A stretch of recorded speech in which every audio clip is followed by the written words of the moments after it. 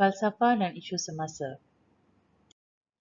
Ahli-ahli kumpulan kami ialah Ahmad Nasri bin Yusuf, nombor matriks 290098, Muhammad Safian bin Muhammad Isa 290173, Tiru Alil Arsi 290257, Deva Priya 290256 dan Muhammad Khairul Hanafi bin Mokhtar 290193.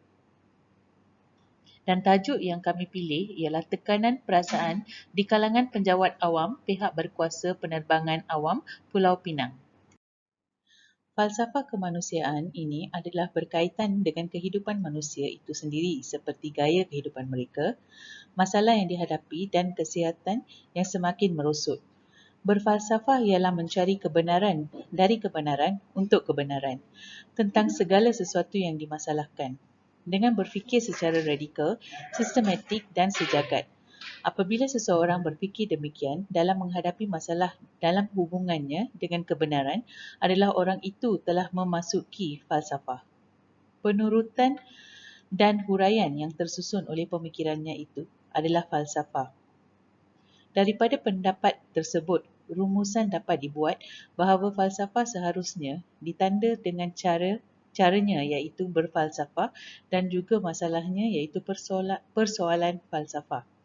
Maka hasilnya adalah karya falsafah. Setiap individu perlu mempunyai sifat berfalsafah di dalam diri mereka supaya kehidupan lebih mempunyai sifat empati dikelilinginya.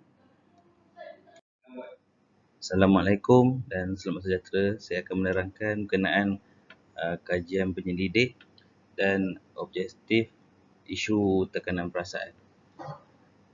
Kajian penyelidik, masalah tekanan perasaan yang dilalui oleh para kaki tangan awam ini sedikit dan sebanyak akan menjejaskan prestasi dan produktif kerja mereka di sesebuah organi tersebut. Yang kedua, tekanan di tempat kerja boleh menjadi salah satu punca masalah kesihatan manusia. Di Malaysia, terdapat lebih 21,000 pekerja yang berserak awal kerana disebabkan masalah tekanan di tempat kerja pada tahun 2018. Objektif isu tekanan perasaan. Mengenal pasti tahap tekanan perasaan di kalangan para kaki tangan awam mengikut tahap umur. Yang kedua, mengenal pasti punca tekanan perasaan yang dihadapi oleh kaki tangan awam. Yang ketiga, mengenal pasti faktor bebanan tugasan bagi isu tekanan perasaan yang berlaku di kalangan kaki tangan awam. Tekanan perasaan di kalangan pekerja. Baik. Tekanan perasaan bolehlah definisikan atau diberi maksud sebagai masalah dari tidak balas emosi seseorang individu itu yang tidak stabil terhadap realiti kehidupannya, kehidupan seharian ataupun dari imajinasinya sendiri. Tekanan perasaan merupakan satu penyakit yang terikat dengan mental seseorang dan ia merupakan satu penyakit yang akan memberikan impak yang negatif kepada kesihatan mental. Seperti boleh berlaku kemurungan yang melampau jika tidak dikawal oleh individu tersebut. Tekanan kerja di kerajaan sering diketengahkan oleh falsafah barat sebagai tindak balas negatif seperti kemarahan atau tekanan jiwa yang selalu diikuti dengan denyupan jantung atau pelepasan hormon ke dalam saluran darah. Ini menurut falsafah barat lah. Seterusnya, tekanan perasaan di kalangan para pekerja. Kesan daripada tekanan perasaan ataupun stres ini, ia boleh memberi impak yang negatif kepada kepada pekerja tersebut dan juga pada syarikat, memberi impak yang besar pada hasil pengeluaran syarikat tersebut.